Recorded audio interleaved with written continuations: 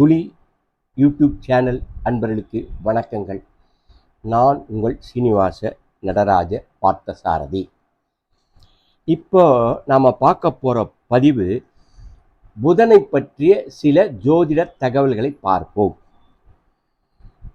புதன் ஒரு அலிகிரகம், சந்திரனுடைய புதல்வர், பச்சை நிற மேனியை உடையவர், குதிரை வாகனம் உடையவர்,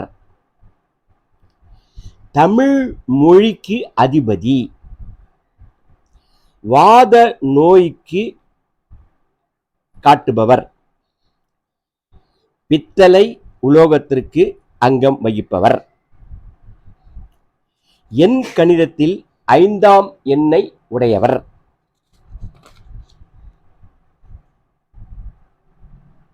ராஜ குணம் பெற்றவர்.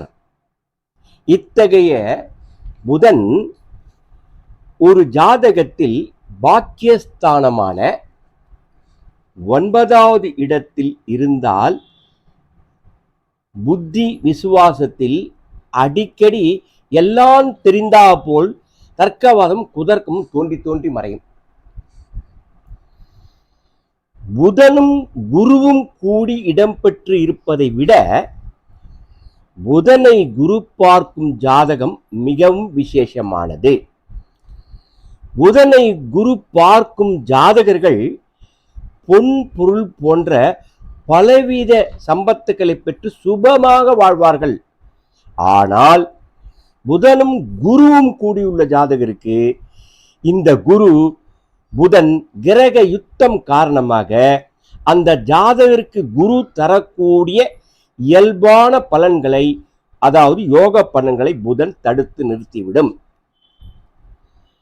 அடுத்ததாக புதன், சுக்கிரன், குரு ஆகிய 3 கிரகங்களும் சுப கிரகங்களாக இருந்த போதிலும் குரு முழு சுபர், சுக்கிரன் முக்கால் சுபர், புதன் தனித்து இருந்தால் அரை சுபர், பாப கிரகங்களுடன் கூடியிருந்தால் புதன் முழு பாவியாக ஆகிவிடுவார். அடுத்ததாக புதனுக்கு தந்தையாக இருந்த போதிலும் சந்திரன் ஆகாது.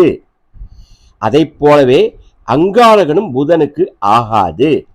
எந்த ஒரு ஜாதகத்திலும் புதனும் சந்திரனும் கூடி இருந்தாலும் அல்லது ஒருவரை ஒருவர் சப்தமமாக பார்த்தாலும் அந்த ஜாதகருக்கு என்னதான் சம்பத்துக்கள் இருந்தாலும், செல்வம் செல்வாக்கு இருந்தாலும் அவர் தமது உயர்ந்த பதவியிலிருந்து கீழே தாழ்ந்து விட்டு சிரமங்களுக்கு பிறகு மீண்டும் உயர்ந்த நிலை அடைவார். புதனை பற்றி சில தகவல்களை பார்ப்போம். இனி அடுத்த பதிவில் வேறு ஒரு கிரகத்தின் பலன்களை பார்ப்போம். அதுவரை உங்களிடமிருந்து விடைபெற்றுக் கொள்வது உங்கள் சீனிவாச நடராஜ பார்த்தசாரதி. வாழ்க வையகம், வாழ்க வளமுடன்.